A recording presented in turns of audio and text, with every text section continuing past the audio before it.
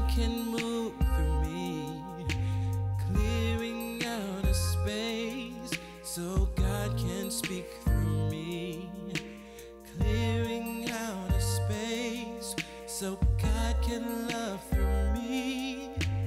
I make room, I make room for God, for God.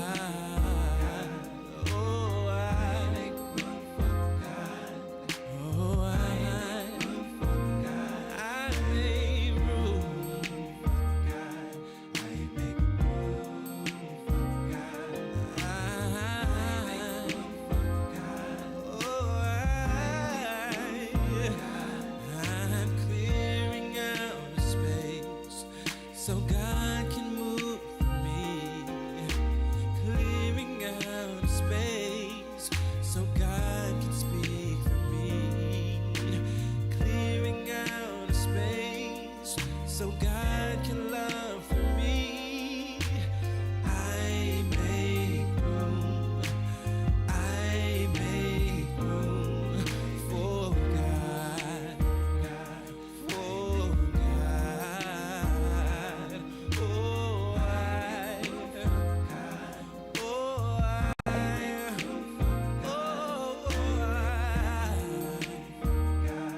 I make room. Na na na, na na na na. I'm clearing out a space so God can move through me. I'm clearing out a space so God can speak through me, clearing out a space so God can love through me. Oh, I make room for God, for God. I make room for God.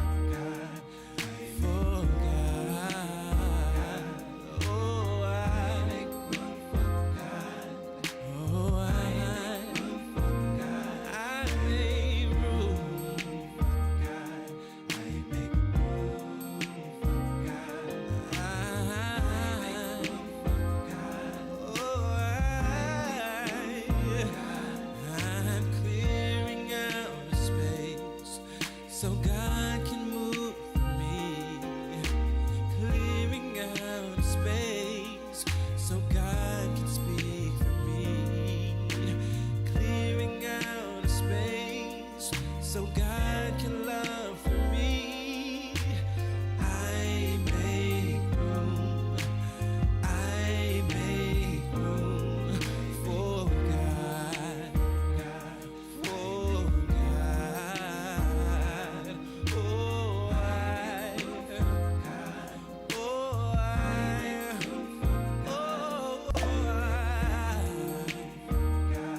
I make room. Na na na. Na na na na. I'm clearing out a space so God can move through me. I'm clearing out a space so God can speak through me. Clearing out a space so God can love through me. Oh, I make room for God. For God, I make room for God, so God can speak through me. I make room. I make room for God, so God can move through me. I make room for God. Make room for God, so God can move through me. And it's in my surrender that I found power. Yes, it's in my surrender that I have made it stronger. I make room. I make room for God, so God can move. Oh Lord, prepare me to be a sanctuary, pure and holy, tried and true. I make room for you. I make room for you. Room for you.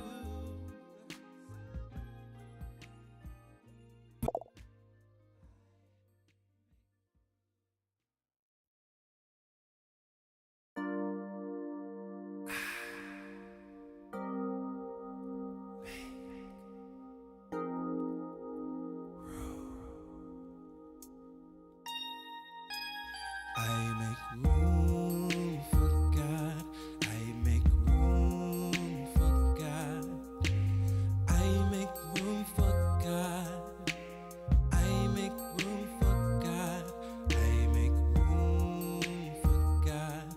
I make room for God. I make room for God. I make room for God. Clearing out a space so God can move through me. Clearing out a space so God can speak through me. Clearing out a space so God can love through me. I make room. I make room for God. For God. Oh, I make room for God. Oh, I make room for God. I make room for God. I make room for God.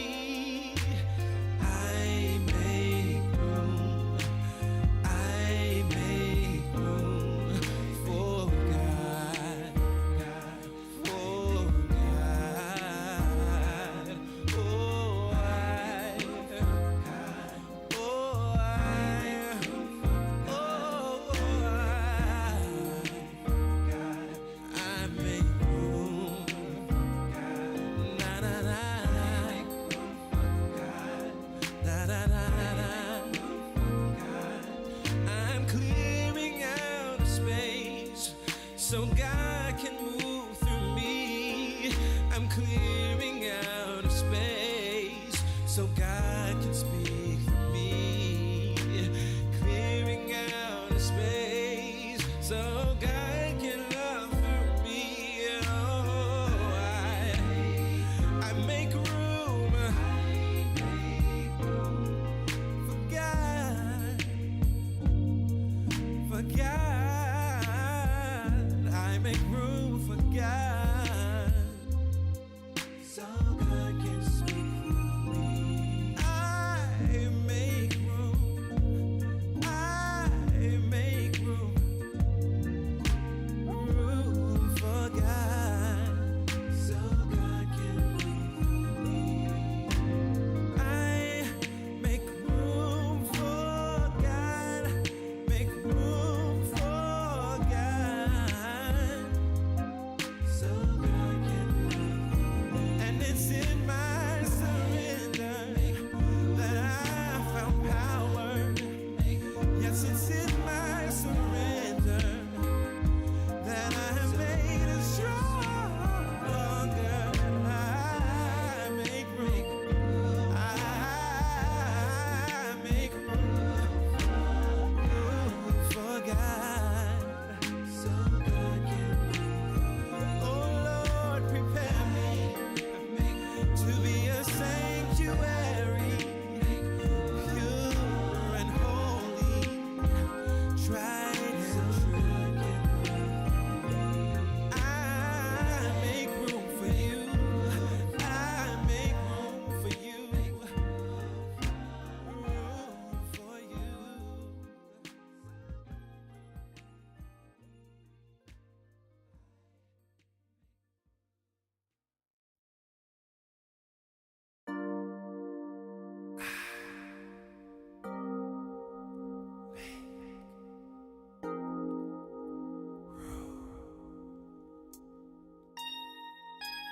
I make room for God. I make room for God. I make room for God. I make room for God. I make room for God. I make room for God. I make room for God.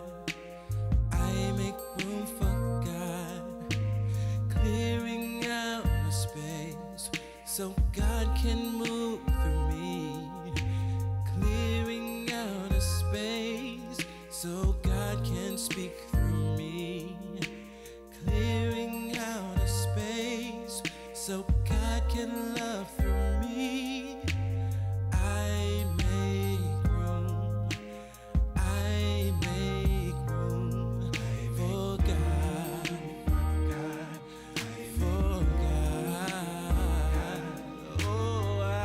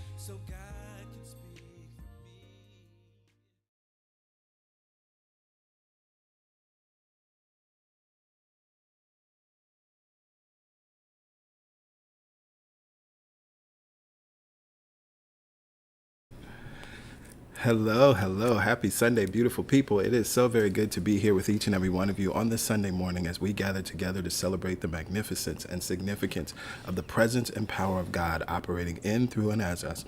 Let us begin, as we always do, by grounding ourselves in prayer. This morning we will be led in prayer by our prayer champion, Reverend Shauna.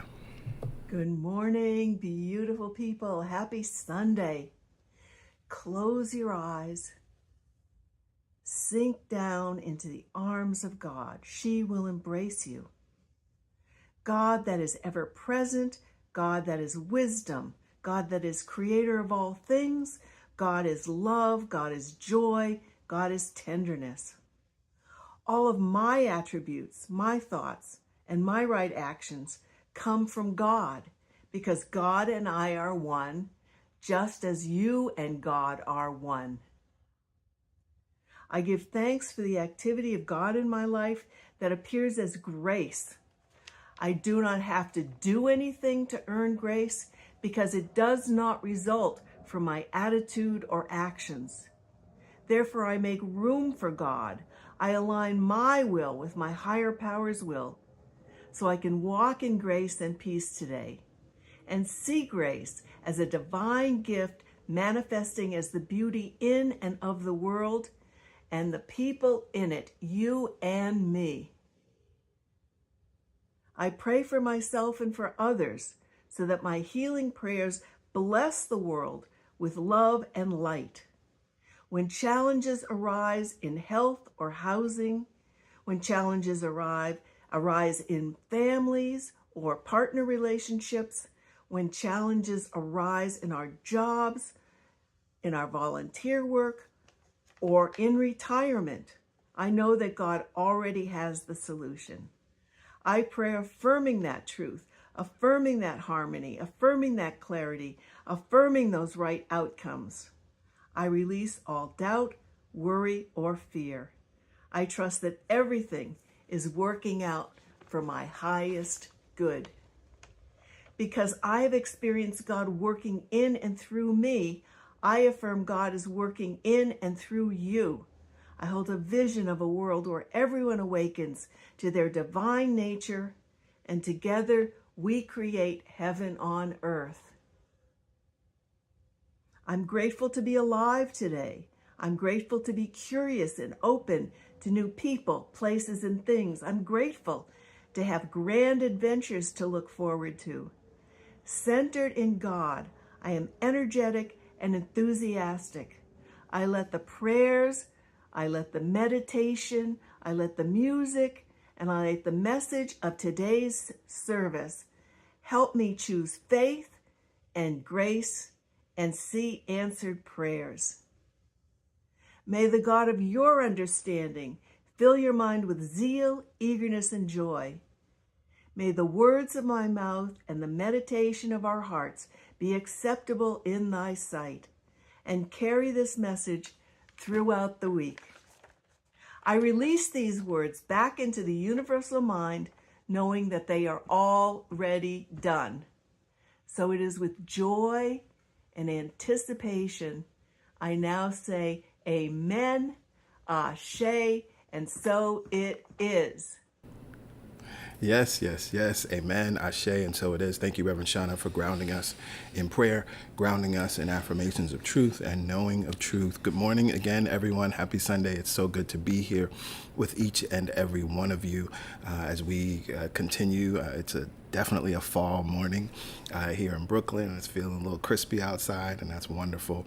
And we're happy to experience the change of seasons. And of course, we're using the knowledge of the seasons and the energy of the seasons to inform our spiritual understanding and our spiritual walk as we move through this month and this season. If you are a first-time guest, hello, welcome. Thank you for choosing to be here with us and streaming in this service today and joining the CSC community. We are confident that something will be done, something will be said that will support you in living your greatest life, that will support you in being empowered, living empowered, and thriving throughout this week. As a first-time guest, we would love to stay in touch with you, and the information you see here on your screen is how you access the digital connection card. It's very easy to do. Just text the word welcome to this number, 347-472-1078, and you will receive a reply. That reply will have a link. That's the link to the digital connection card. It only asks for a little bit of information. The most important piece is your email. So if you don't fill out any other field, please fill out the email field, because that's how you get on the mailing list. Once you've successfully submitted that, then you'll receive another reply that says you're all set. And at that point you'll receive our weekly email that comes out every Friday, and any other correspondence that's necessary to share with the CSC community. But again, most importantly, we're happy that you're here. You can feel free to say hello in the comments and shout yourself out. Let us know where you're connecting in from. The CSC family is wide and global, and so there may be someone that's right where you are that's also tuning in and streaming in today with you in consciousness. So I mentioned the email that goes out, and so we're going to get into our news and updates in a second. But before we do, I want to share a short reading and just ground us a bit. As we spoke to it last week, we mourn with those who mourn, we grieve with those who grieve. We know that there are so many people in pain, and as those who choose to let love alone rule our lives, that's where we begin, right? And as we continue to pray the miracle worker's prayer, right? Spirit, where would you have me go? What would you have me do? Spirit, what would you have me say, and to whom? We start from that vantage point of love, of being a healing balm, of being a comforter, of again, mourning with those who mourn and grieving with those who grieve. Now, in the context of New Thought, one of the things that informs New Thought, it's a song and an affirmation. Let there be peace on earth, and let it begin with me. And so we know there are all these calls for peace. And oftentimes in the context of New Thought and metaphysics, there's a call for peace that doesn't fully take in what's actually happening in the world. I've spoken to it many times. It's the irony that the New Thought movement was singing, let there be peace on earth and let it begin with me, in the midst of segregation. Right. And so it was sort of a spiritual bypassing at times, the way that was used. And so I want to ground you in this understanding of peace and peacemaking. I'm reading from a liturgy, Common Prayer, a liturgy for ordinary radicals. Really, really awesome text. Peace is not just about the absence of conflict. It's also about the presence of justice. Martin Luther King Jr. even distinguished between quote unquote, the devil's peace and God's true peace. A counterfeit peace exists when people are pacified or distracted or so beat up and tired of fighting that all seems calm. But true peace does not exist until there is justice, restoration, and forgiveness. Peacemaking doesn't mean passivity. It is the act of interrupting injustice without mirroring injustice. The act of disarming evil without destroying the evildoer. The act of finding a third way that is neither fight nor flight, but the careful, arduous pursuit of reconciliation and justice. It is about a revolution of love that is big enough to set both the oppressed and oppressors free. Now, this is the grander truth and really the heart of what we teach in metaphysics as we apply these principles to the challenges of the world. And so while we call for peace, while we may even sing, let there be peace on earth and let it begin with me, let us understand this reality. We, of course, wouldn't use the term the devil's peace, but the ego's peace, right? The ego's sense of what peace looks like is different than God's peace, right? And the beautiful thing about God's peace, which is love, love's peace, it benefits all whom it affects. It brings all in. It liberates the oppressed and it liberates the oppressor. And that is the call for justice. When justice is present, peace is inevitable. And so I encourage you to ground yourself in that knowing and that understanding as you are calling for peace, as you are asking for peace, as you are asking what is mine to do, as you are asking how can I be a beneficial presence in this moment and in future moments. We will continue to, in different ways, speak to this moment from this vantage point, not to get caught up in the noise, but to lift each and every one up a little higher to this place of consciousness that transcends separation, because we know that separation is the root of the problem. So let's move into our news and updates.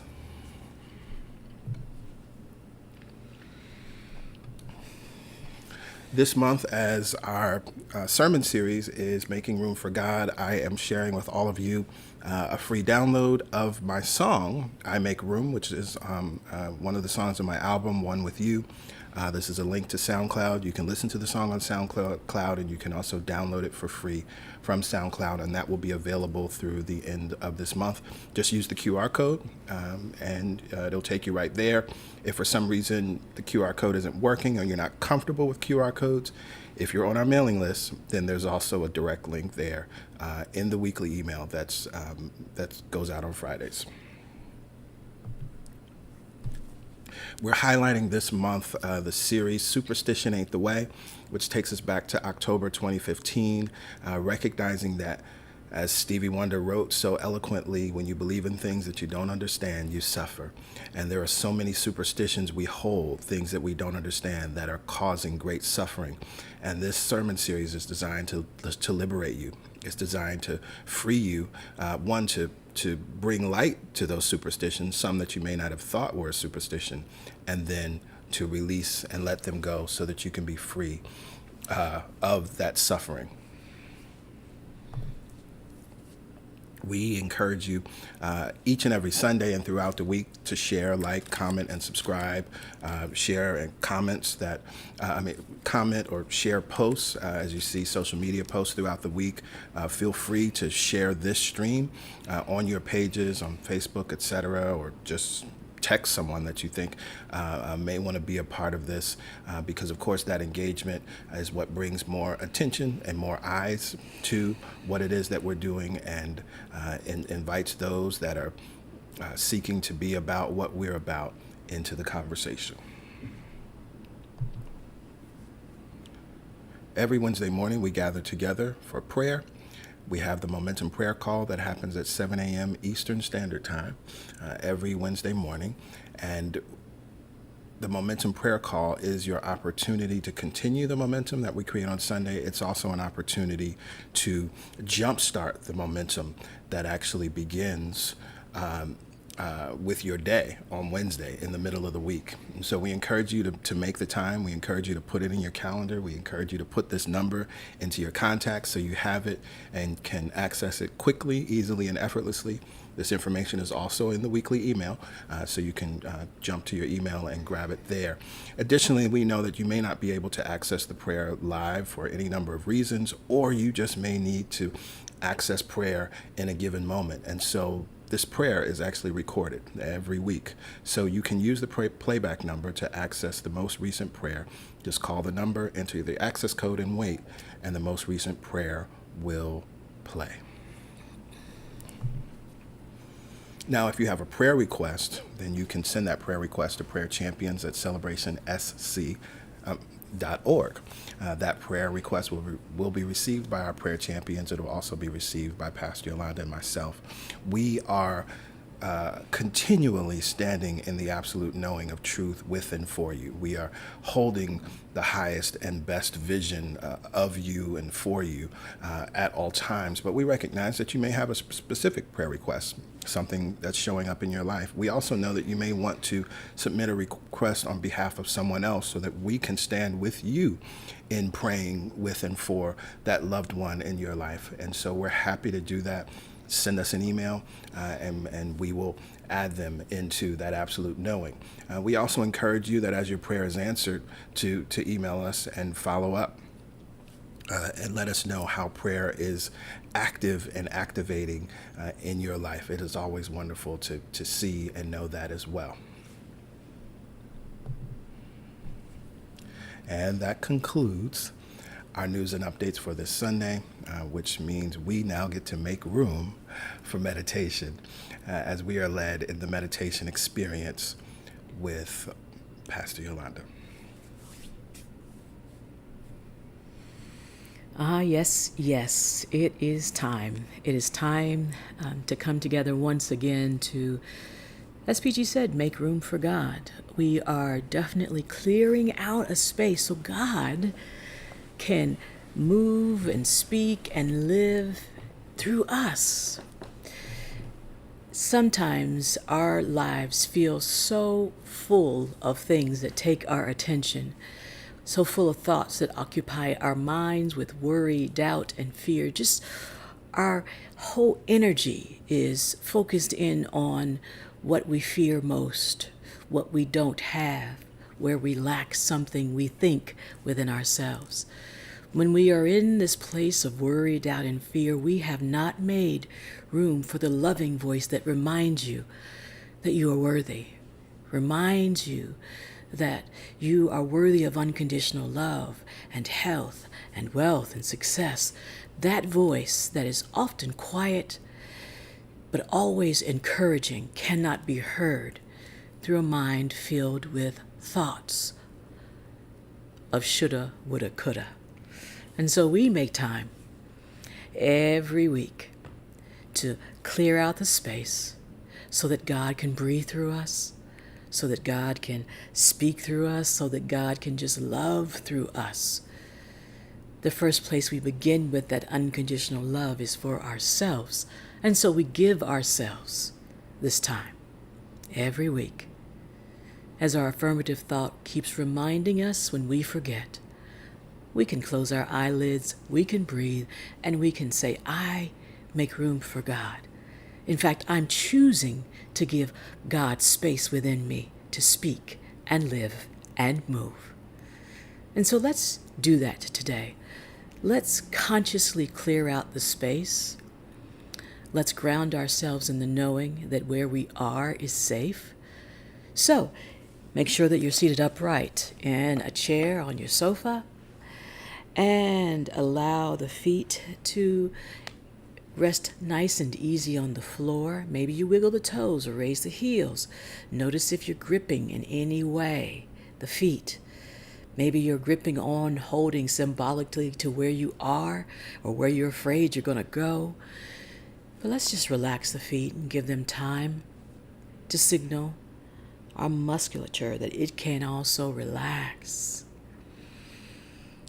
And from this place where the shoulders are over the hips, not leaning too far forward or leaning too far back, we look around the room and we notice where we are, not where we've been, where we think we want to go, but right here where the voice of God is, we're making room for it now. From this place of knowing you're present and safe. Let's close the eyelids. And just notice ourselves from the inside.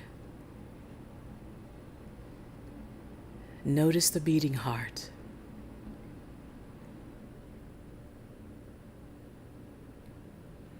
Notice the breath.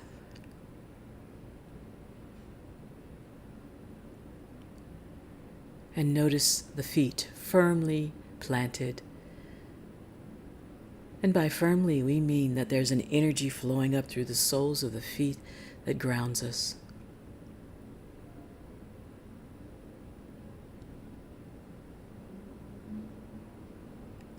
And whether the breath appears to be deep or appears to be shallow, whatever your experience of the breath, just notice it.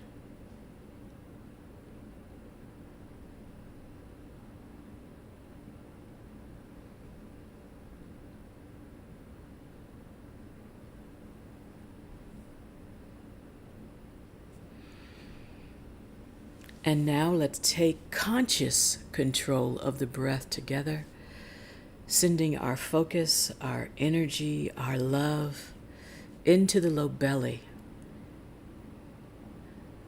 And as we inhale for a count of 4, we expand the low belly. Hold for 4.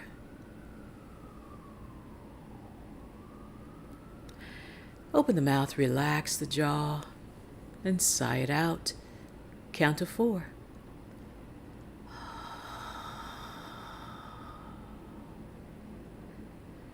And notice the quiet at the end. In through the low belly again, dropping that breath deep into the low belly. Hold for 4.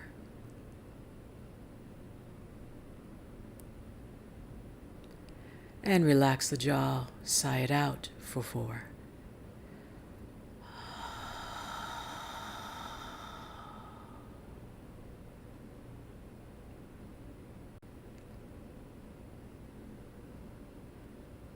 Enjoying the silence, the receptivity. We breathe in again through the low belly, now up through the rib cage. Hold for 4.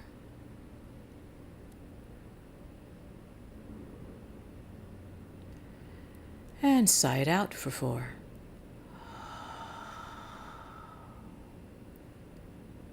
Welcoming the silence in preparation for the next breath. In through the low belly, up through the rib cage, expanding the sides and the front and the back of the body with breath.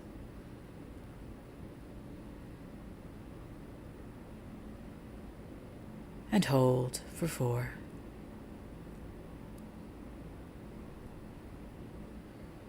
And relax, sigh it out for 4.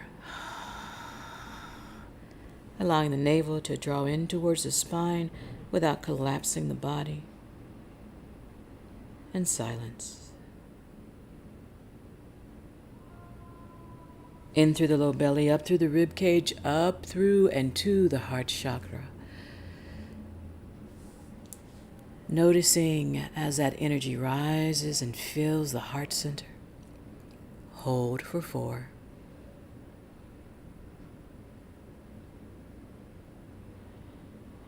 And sigh it out for 4.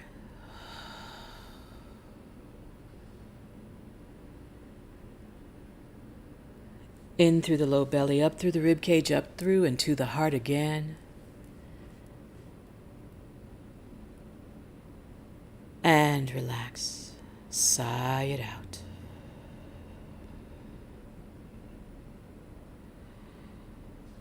Let's try a few rounds of really nice and even full breath in through the low belly all the way up through the heart. But this time close the lips and exhale for a count of 6.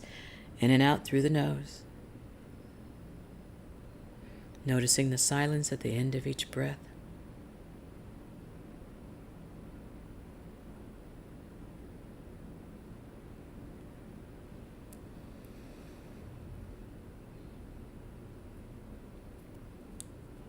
And one more round.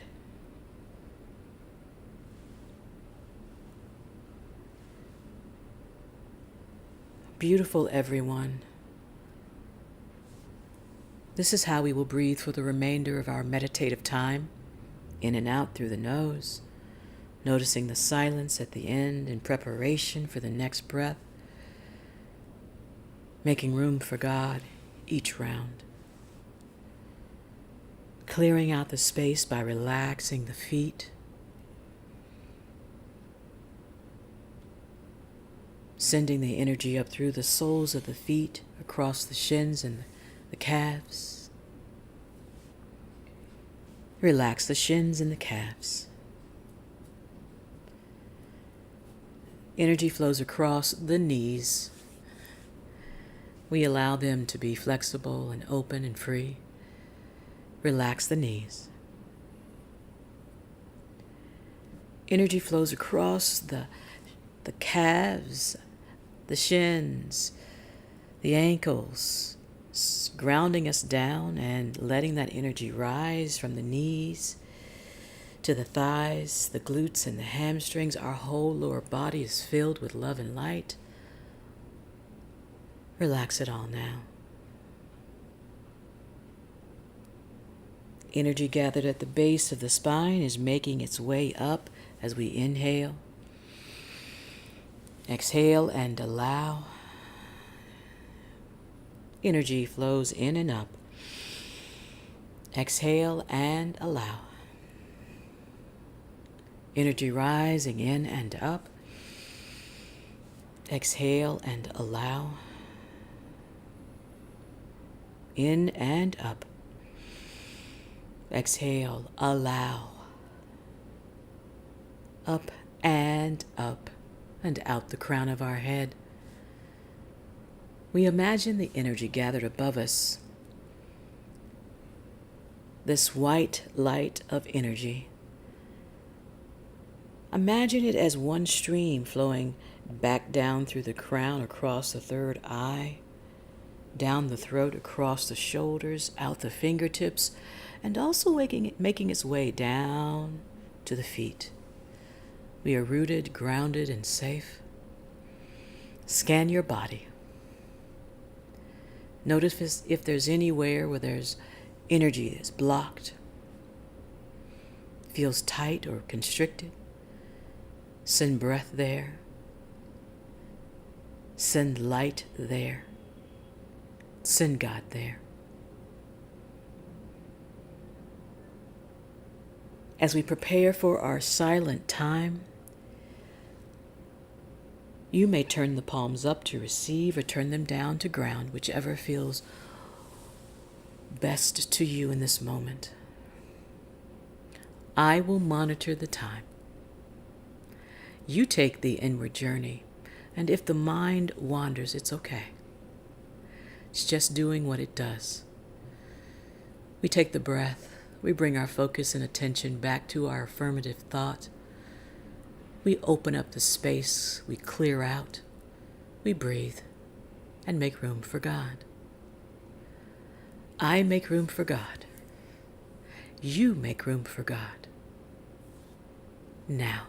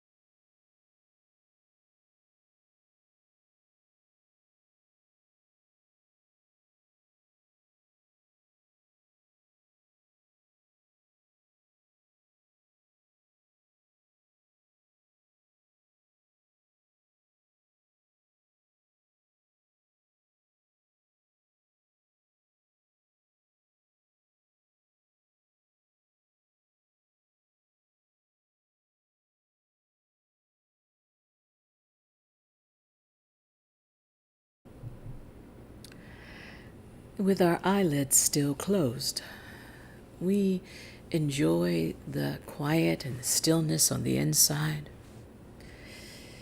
With our eyelids still closed, we remember how good it feels to be connected, to be clear, to be open, to be available. And with our eyelids still closed, we leave behind anything that is unlike this open, quiet place. We bring back the love, the joy, the peace, and the ease with us. Go ahead and turn the palms down if they are up. Inhale, raise the shoulders up by the ears, and nice and easy roll them down and back.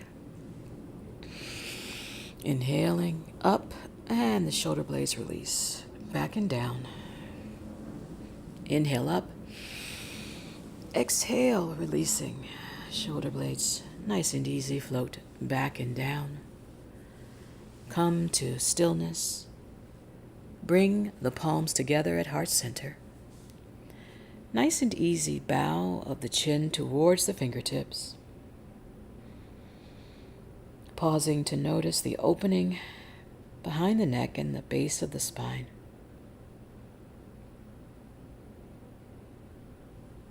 And slowly allow the eyelids to float open nice and easy.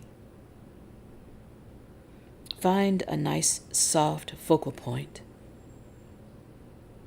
Inhale, raise the chin, raise the gaze, release the breath.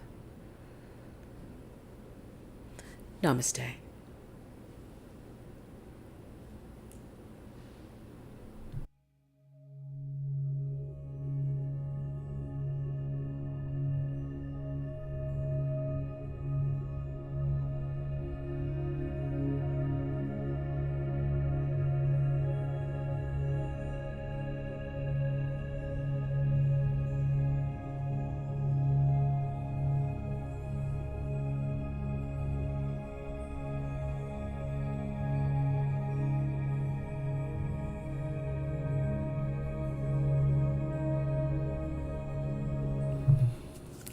Namaste. Thank you, PY. You're welcome. Powerful meditation as always. Feel free, come back to this stream, make use of it, make use of any of the meditations throughout your week so that you can remain centered and grounded, recognizing that it's important that we have as part of our practice going within and going within and going within. And each time that we go within, we bring out with us into the world that deep, rich connection with the all that is, that then informs how we interact with the world and the events of our lives and the events of the world. So we are continuing. We are in week 4 of our sermon series, Making Room for God. I'm really excited about today's sermon. But of course, before we get into the message, we're going to get into the music. And so we're going to hear from Soul 21 and the CSC Band. And I will be with you on the other side with today's sermon, Receiving the Plan. One of the attributes of God that we must come to understand about this presence is that it is omnipresence. Not omnipresent, but omnipresence, meaning that the presence of God is everywhere. The presence of God is with you in the valley, and the presence of God is with you at the top of the mountain. The presence of God is with you when you are in joy, and the presence of God is with you when you are in sadness. The presence of God is with you when you are in mourning, and the presence of God is with you when you are in celebration. It is omnipresence, everywhere at all times, constantly encountered. And because that is true, then we can affirm these words that wherever I am, that's where God is, and all is well.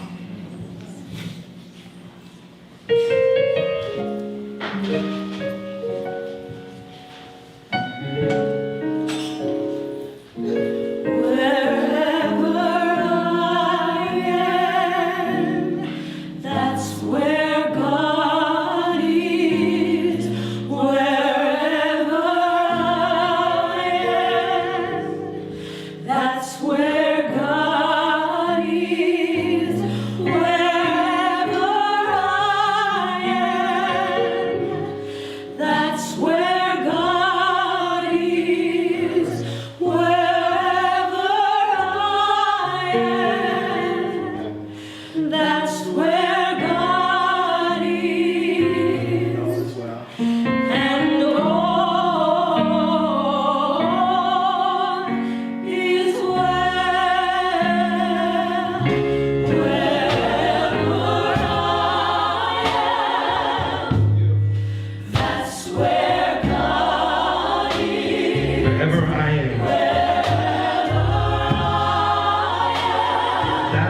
God is. That's where God is. Wherever I am, in my experience, that's where God is. Where God is. Wherever I am,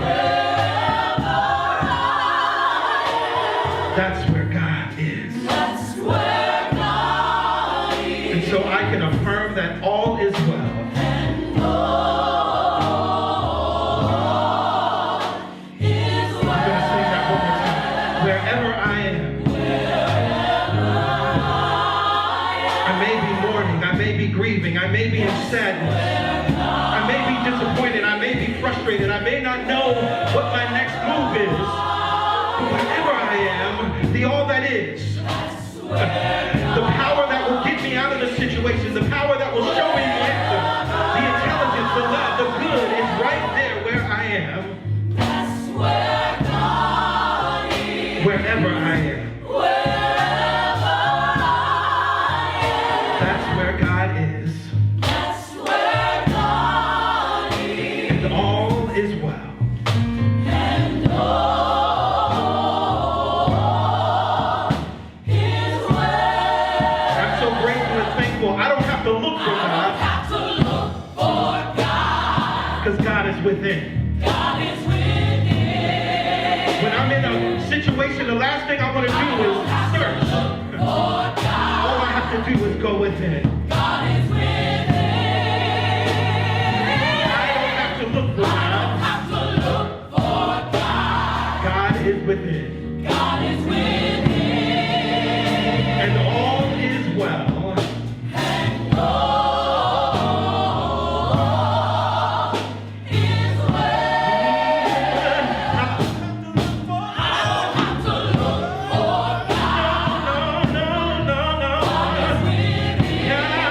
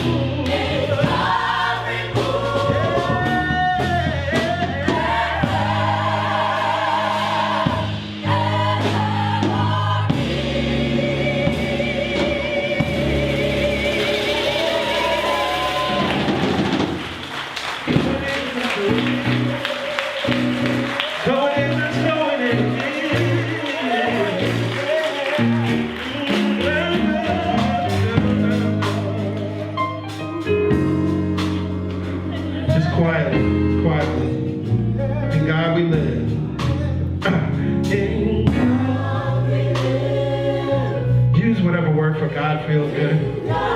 In love we live, we move and have our being. In good we live, we move and have our being. In joy we live, we move and have our being. Because the thing about God, the I am that I am, it will become whatever you need it to become in the moment that you need it. So when you need healing, in healing we live, in healing we move and have our being. When you need comfort, in comfort I live, in comfort I move, in comfort I have my being. When you need a little more joy, in joy I live, in joy I move, and in joy I have my being. In God we live. God we move, and have our being. So good to know, so good to know where we call home. In God we move, and have our being.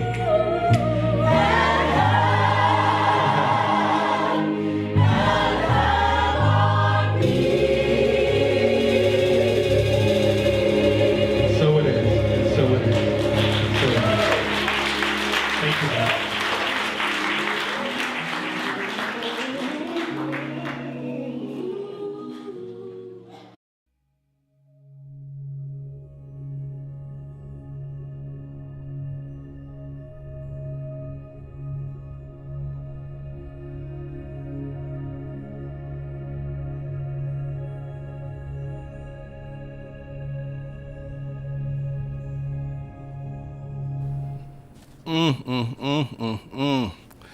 Inspired by those powerful words and the prayer for protection, wherever I am, God is, and all is well. This powerful knowing, this powerful truth is always true. And I love, as you heard me say there, change that word as you need to, right? In abundance I live, in abundance I move and have my being, right? Knowing that what it is you need God to be, God already is. It only requires your recognition that it is. In healing I move and have my being, right? In comfort I live, move, and have my being. In nurturing I live, move, and have my being. And wherever I am, that's where God is. I don't have to look for God. Woo! God is within. Thank you, Soul 21 and the CSC band. That song continues to remain powerful. I'm grateful for the power and presence of God that operates in, through, and as me to simply listen to that eternal melody, those eternal songs, and allow them to come through me. Well, hello. Happy Sunday. It's so very good to be here with all of you. I'm excited about this series. I'm excited about today's sermon. I invite you, if you do not already have something to write with, to take notes, I invite you to get that now. Of course, you can use your phone or some other device to take notes. And I invite you to take a breath because you may hear some things today that challenge some things that you've thought about in the past, or how you've approached your life in the past. But of course, we begin, as we always do, by reviewing where we've been and where we went and what we've discussed in the past few weeks, because of course this grounds us as we move into today's sermon.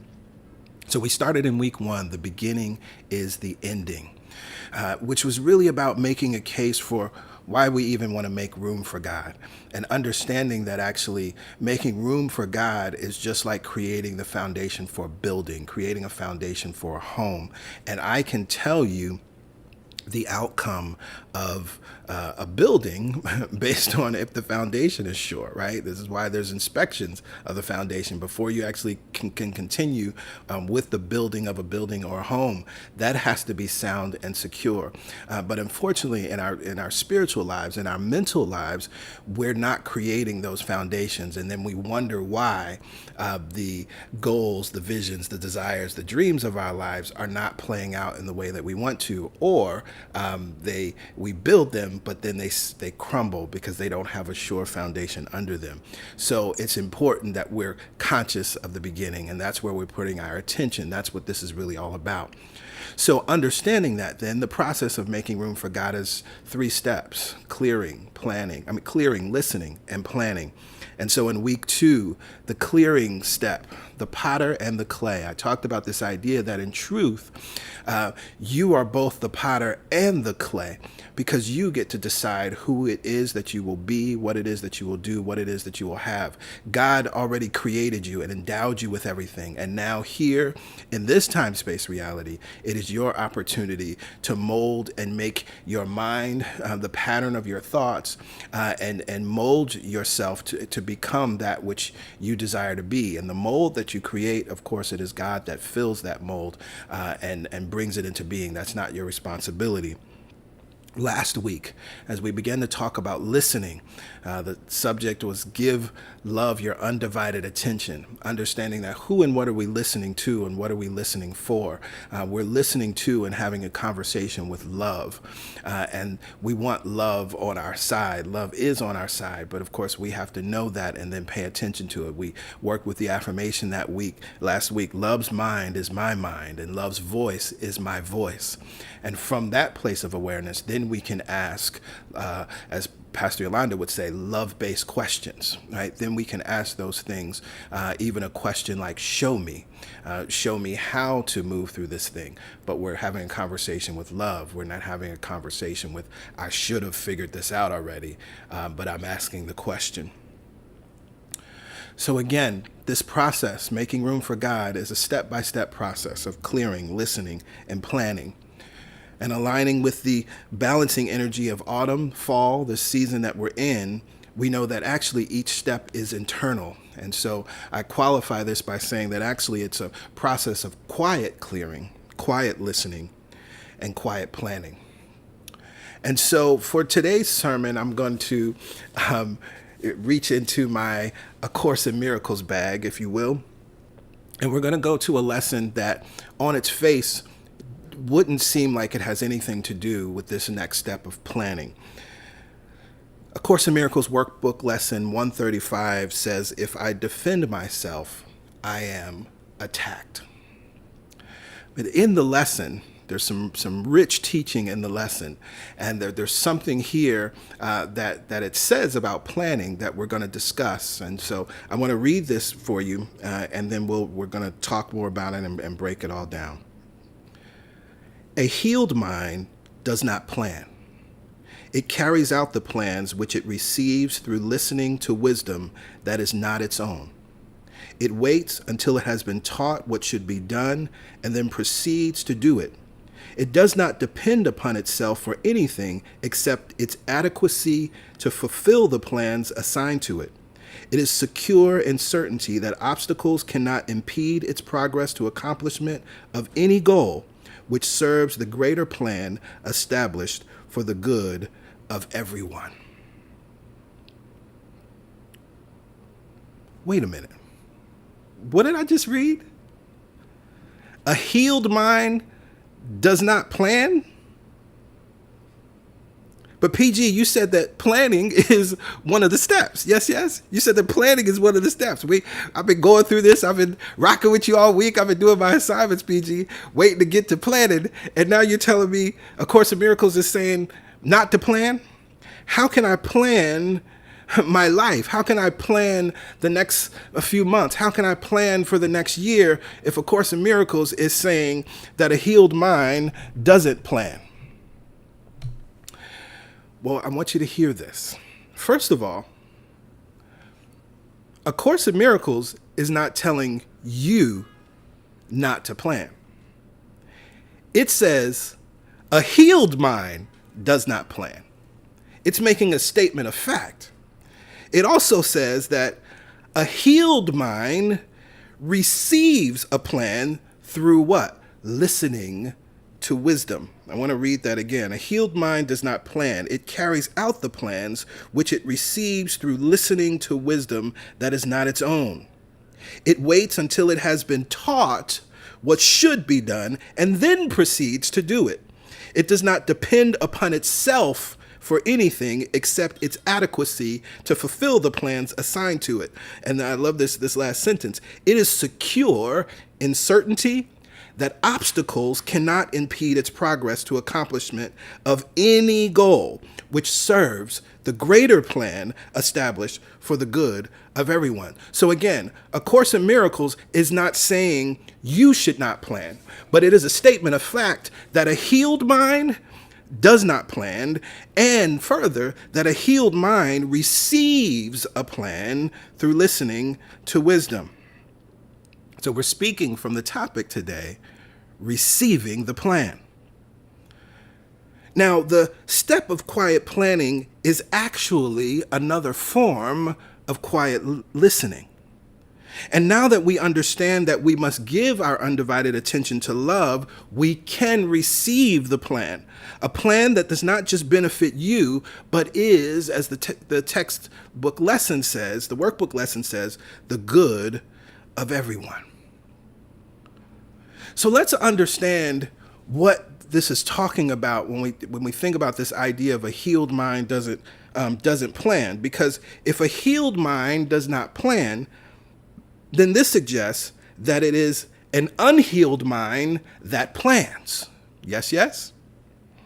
You see, an unhealed mind is not doing the active work of clearing that we discussed in week 2 sermon, The Potter and the Clay. What did we say? Clearing is about these 4 things that are something that we actually must incorporate and keep in our lives and in our minds on a daily basis. 1, increased awareness of the nature of God life. 2, increased awareness of your relationship to God life. 3, increased awareness to your obligation to express God life. And 4, removal of any and all limiting concepts or patterns of thought which are preventing the fuller flow of God life through you.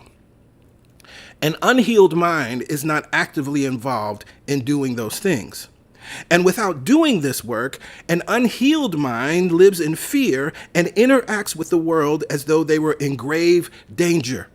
An unhealed mind believes that it must put up walls and defenses to protect itself from the world and from the future. Now, I want you to note something, because this is important. Note the specific use of the term unhealed mind versus unhealed person. See, I'm not talking about particular people. This is why, again, I said that A Course in Miracles is not telling you not to plan. It's simply stating a fact about how a healed mind operates. In the same way, when we're talking about an unhealed mind versus an unhealed person, we're talking about a pattern of belief, a spiritual worldview, a conditioning. We're talking about one's consciousness, not the person. So this is not a shame or blame or guilt sermon, but it is an opportunity to understand how one way of thinking operates in the world and how another way of thinking operates in the world, and what are the outcomes and results of that. So again, an unhealed mind, as an unhealed mind plans, it sets up walls and defenses. This is why this idea is brought to us in the lesson that says, if I defend myself, I am attacked. See, unknowingly, the unhealed mind has created the conditions for the very thing it is trying to protect itself from. It's saying, I don't want these things, so I plan accordingly. I don't want this to happen, so I plan accordingly. I don't want that to happen, so I plan accordingly. I don't want to feel this way, so I plan accordingly. I don't want them to say this to me, so I plan accordingly. And inevitably, as metaphysicians, you all know that what you focus on expands. And so when you're talking about what you don't want, and when you plan from the awareness of what you don't want, or from the space of what you don't want, and those are the seeds that you plant, as the universe is unconditional and only says yes and amen, what you are focusing on, it gives you. And so what do these defenses look like? When we talk about planning, we can see how one who is not actively engaged in those 4 aspects that I talked about, the clearing aspects, would approach life. Because planning becomes a defense. From this vantage point, goals, dreams, desires do not come from wisdom. Goals, dreams, and desires, and even what one might think is a vision, are created to prevent an unwanted outcome. Your financial goal is not based on the reality of abundance. Your financial goal is based on, I don't want to be poor. Your relationship goal is not based on the reality of love is, and you want to express love and experience the expression of love, but it's to prevent being lonely or feeling lonely. Your career goal is no longer, it's not coming from a place of recognizing that you have unique gifts, skills, and talents that you want to share with the world, and recognizing that as you give, you receive, and you will be handsomely and wonderfully compensated because you are operating in that flow. Instead, oh Lord, I lost my place. Let me get my, oh my goodness. There we go. Instead, it is informed from a place of feeling less than, feeling left out, feeling unwanted, right? Your health and wellness goals are not rooted in the reality that health is, that God is your health, and you are one with God and an expression of God, and so that health is expressing through you. It is based on preventing aging. Do you get what I'm saying here? Do you hear the difference? And so this is not an admonition for you to not make plans. It's for you to shift the way in which your planning happens. And shifting the way that your planning happens is no longer making plans, but receiving plans, listening for plans. In the text of this lesson, it says this, it says, the mind engaged in planning for itself is occupied in setting up control of future happenings. It does not think that it will be provided for unless it makes its own provisions. This is how an unhealed mind operates. This is what drives the unhealed mind to plan. There's some scary future out there that I don't want to experience, so I'm going to work hard and spend all my money if I have to, and sacrifice my health if I have to, and give, and put myself last, and make sure everyone else is okay, and pretend that I'm okay when I'm really not, and fake it till I make it, and hustle and grind, and on and on and on. But this is a plan I have seen always fail. And that is then the attack that the lesson is referring to. Not an attack as in some person is attacking you, not in the sense of an attack of someone is committing violence against you, but it is the outcome of operating this way. The outcome of this planning of these defenses is that the very thing we feared most comes knocking at our door. And ultimately, as we try to set up these defenses to prevent something, we end up creating burnout. We end up creating unwanted outcomes. We end up creating unwanted effects. We end up feeling disillusioned. We end up feeling discouraged. We end up feeling overwhelmed. It goes on, and it says here in the text again, the plans the unhealed mind sets up to save itself must make the body sick. Right, we know from a practical level when we think about the ways in which stress still remains the leading cause of so many diseases that we experience in this human experience. And then we can start to think about, oh, well, what is the root of some of this stress? If we start to look at our personal lives, or even as we observe the lives of others, if we have enough information, right, we can see, oh, wait, the plans, the goals, the seeming desires and visions that they set up for their lives, it was actually a defense. It was actually set up to prevent some future outcome. It was actually set up to believe that they had to save themselves. But inevitably, it makes the body sick. And we can expand that. The body is not just your physical body, right? Then sickness shows up in all different areas of your life because of that.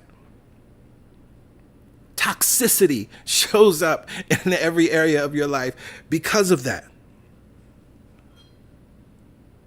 So it's important that we understand then what we're talking about. Again, an unhealed mind, the consciousness that creates and attracts, not the person. We understand how an unhealed mind operates. We understand also the outcome, the effects of operating from this consciousness. But the text says to us that a healed mind receives the plan. In the text lesson, we read further, a healed mind is relieved from the belief that it must plan. Although it cannot know the outcome which is best, the means by which it is achieved, nor how to recognize the problem the plan is made to solve. Now, first, I love just reading that. Whew, take a breath. A healed mind is relieved from the belief that it must plan. What this is taking us to, the consciousness of a healed mind creates the lack of obligation. Right? We live in this world right now, and particularly as we see folks sharing all this usually fake stuff on Instagram about how great their lives are, then we move into this place of thinking that, oh my goodness, I must need to do the same thing that they do, or, oh, I'm not hustling enough, or I'm not getting enough clients, or, oh, I need to go and get this surgery, or, oh, I need to use this makeup tutorial so I can look beautiful, or, right? All of this stuff is happening, right? But a healed mind is relieved from the belief that it must do a damn thing. Because you ain't got to do nothing when you understand the truth of who and whose you are and what you are connected to. Because it's not your doing and it's not your obligation to do. Our obligation is to be a receptacle. Our obligation is to be the instrument for source to operate through us. But again, the way this life is set up, and particularly right now, the way it's expressing, we see all of these things that people are doing out here. And then that is what is spurring people to do something. That's what's spurring people to create. That's the consciousness of an unhealed mind. But I love it goes further. A healed mind does not know the outcome. A healed mind does not know the means by which it is achieved. A healed mind does not know how to recognize the problem. But what did we say last week? Quoting Emerson, we recognize that we have access to what? The universal mind that is party to all that is. This is why a healed mind don't need to know. The only thing a healed mind needs to know is who and what is it connected to. It is not what a healed mind knows that matters. It is who and what a healed mind knows that matters. I know who and what God is, and I know I am one with that. I know who and what God is, and I know I am an individualized expression of that. I know who and what God is, and I know this connection can never be severed. I know who and what God is, and I know that I am God's good idea. I know who and what God is, and I know that God operates in, through, and as me. I know who and God is, and I know that the same thing that is animating me now, that is beating my heart, is also the same knowledge, the same wisdom that will support me wherever I am. That's where God is, and all is well. It is not what a healed mind knows that matters. It is who and what a healed mind knows that matters. This is why those 4 steps in the clearing stage is not just a one-time thing, but we continue to develop ways and lean into ways that we're constantly bringing our awareness of God life to the forefront, our relationship to it, our obligation to express it, and removing any and everything that is blocking the expression of that thing. A healed mind knows this connection and is actively deepening one's awareness of this connection with and to God life. And a healed mind is actively removing all limiting concepts that block a fuller and freer flow of God life as their life. Ooh, I thank God for my healed mind. I thank God for my healed mind. I thank God for my healed mind. You can affirm that right now. I thank God for my healed mind. I thank God for my healed mind. And so then, unlike a healed mind that is planning from fear, that is planning to prevent some future outcome, that is planning to try to save itself, a healed mind receives the plan. A healed mind receives an inspired idea. A healed mind has a spark of imagination. A healed mind feels a desire bubble up from deep within, not even sure where it comes from, but it's here, it's present. A healed mind hears a call that must be answered. A healed mind sees what life can be, not as it appears to be. A healed mind is compelled by something that cannot even be put into words. And so then this is not future proofing. This is not future protecting. It is not hedging one's bet. It is not having a plan B. The plan that the healed mind receives, sometimes it may seem daunting. The plan that the healed mind receives, sometimes at first glance, it may seem impossible. The plan that the healed mind receives may not have been done before. And that can bring about fear. But then the healed mind says, wait, what do I know to be true? The healed mind says, wait, who and what am I connected to? The healed mind says, who and what I am in truth. The healed mind reminds itself that it is an individualization, a unique expression of God life, and therefore everything that is needed. I love, there's so many powerful words in this opening reading where it says, it is secure in certainty that obstacles cannot impede its progress to the accomplishment of any goal.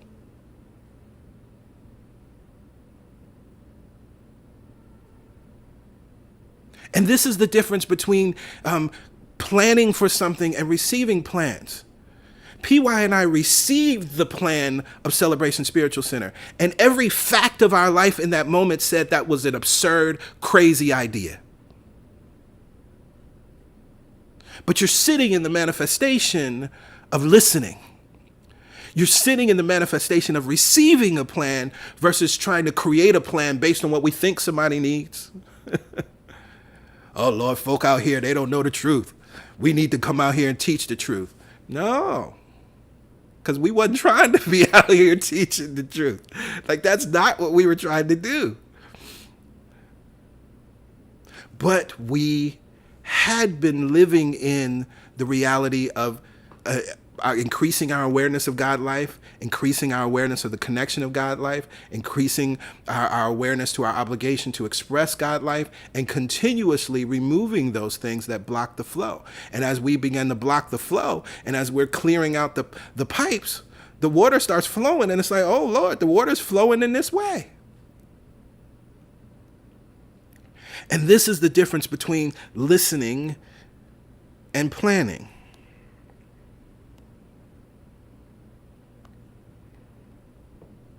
So then the healed mind, interestingly enough, is a trusting mind. A healed mind is a faith mind. A healed mind is a mind that knows and taps into the reality of relief. That's why I read that earlier. I want to read it again. A healed mind is relieved from the belief that it must plan. You're relieved because you're trusting in something. You've surrendered to the reality, the truth of who and what you are, and you've deepened that connection, so it's a knowing. It's not something you read. It's not something that's nice. It's not something that's a spiritual idea that you believe. Believing is necessary, but the next step after believing is knowing. A healed mind knows this. That's why it does not plan. It receives plans and then carries them out. Oh my Lord, it's a different way to live, y'all, but it is so empowering. It is so beautiful, and it is actually so much fun. And so that's where the relief comes. And then the text of this workbook lesson, we read further. In this capacity is health assured, right? In the other reading, we read what? The plans of the unhealed mind sets up itself to save itself must make the body sick. Right? But then it says, in this capacity of operating from the consciousness of a healed mind, the capacity, health is assured. It goes on. For everything the mind employs for this will function flawlessly and with the strength that has been given it and cannot fail. Function flawlessly? Strength given? Right? Again, the unhealed mind, strength is gone. The unhealed mind ends up burnt out. The unhealed mind, like I said, you give, and put everybody before you, and you're tapped out. And then cannot fail. Sign me up. I'll take that deal any day of the week. Because this is saying, this is the path to relief. This is the path to functioning flawlessly. This is the path to having strength and replenishment and refreshment. This is the path to be sure that the things that you move forward in have an inevitable success, cannot fail. And so one of the things that's interesting, you can begin to examine your life, and I love to do this. This is important. as you can kind of reverse engineer your manifestations. Because there are often times when we absolutely think or thought that we were operating from the consciousness of a healed mind. But the outcome will tell us where our consciousness really was. Because it gives us some very clear things, right? In the capacity of a healed mind, health is ensured, functioning flawlessly, strength is given, cannot fail. There's relief.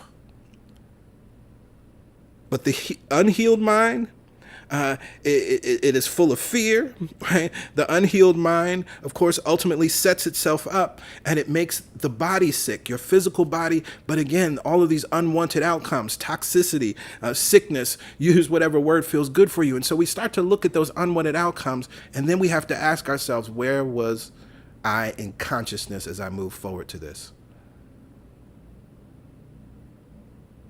Was I making plans, or was I listening for the plan? Was I making plans, or was I receiving the plan as I was listening to wisdom and carrying it out, knowing that I am adequate and more than enough to carry out this plan because of who and whose I am, because of what I know to be true that I am, not what I want to know to be true, right? Not what I believe to be true, but what I know. And so it's no heat, no judgment. It's simply, now I have information that supports me in the next opportunity, right? I can talk about, right, CSC, PY, and I listened, right? But in the last 10 years, we've also individually and collectively, we did things that didn't work, right? Because they may have been good ideas, right? But we may not have been receiving, we may not have been listening in those cases. And again, how do we know? We can look at the outcome. And then that gives us the opportunity, that gives us information, not to shame ourselves, not to blame ourselves, but to deepen our awareness of how it works, and then to simply operate differently next time. An unhealed mind plans because it is afraid. An unhealed mind plans to prevent some unwanted future outcome. An unhealed mind plans because it knows no other way. But there is another way.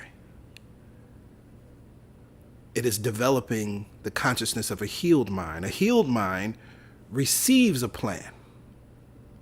A healed mind receives the plan by listening to wisdom, God, source, love. A healed mind knows that the how is not their business. A healed mind acts on inspired ideas, not just good ideas. And a healed mind knows that it cannot fail. I was reminded, I was sharing this story recently with the Multi-Manifestor group, and I've shared this story in a sermon in the past. Edwin Gaines, she was working with this young lady who essentially was in a dead-end job, was really not loving her life, and was asked, what is it that she really wants? Like, what does she desire? And she talked about wanting to travel the world and, just have a lavish, luxurious time doing this. And of course, based on the vantage point of her life and the facts of her life in that moment, that was completely not possible. And Edwin Gaines asked her the question, are you willing? Are you willing to believe that God can take care of all of that? The how is not your business, right? Our business is that there was something inside of her, that desire that welled up, that was counter to the facts of her life, counter to what she could afford in that moment, counter to the possibilities that she was aware of in that moment. Are you willing to believe and accept that God knows how to do all of that?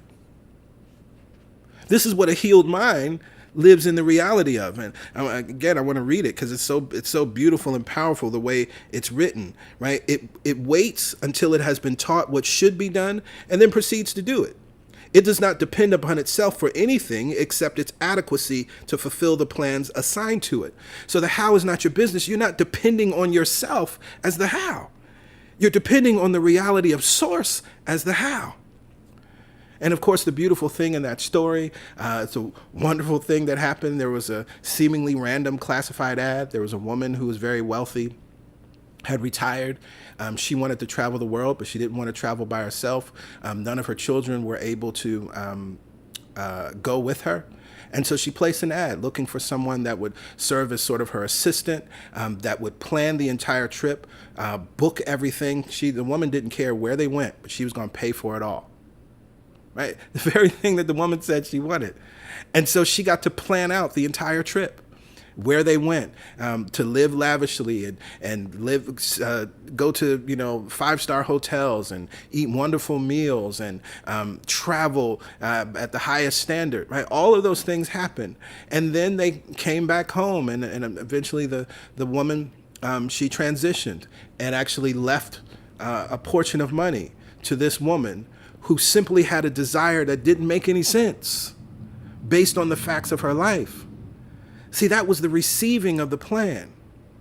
But then we have to be actively willing to listen. We have to be actively willing to then, as the opportunities show up, right, something that seems random, like a classified ad that you might say this is too good to be true, are you willing to believe that God knows how to do all that? And it brings it forth. And so in closing, we read this in lesson 135 in the text of the workbook lesson. Let no defenses but your present trust direct the future. And then life becomes a meaningful encounter with the truth that only your defenses would conceal. No longer do you need to defend yourself against an unwanted future. No longer do you need to protect yourself, hedge your bets, or always have a plan B. You are the potter and the clay. That's the only plan you will ever need. When you shift from making plans to listening for the plan, life becomes, as the text says, meaningful. Life becomes easy. And with wisdom's plan, you cannot fail. An unhealed mind does not plan. An unhealed mind listens and receives the plan. A healed mind operates from the place of listening and receiving the plan. A healed mind listens to wisdom, listens to love. A healed mind takes those plans and they operate flawlessly. A healed mind receives strength, and she cannot fail. For this truth, I am so very grateful, and to this truth, I say, amen, ashe, and so it is.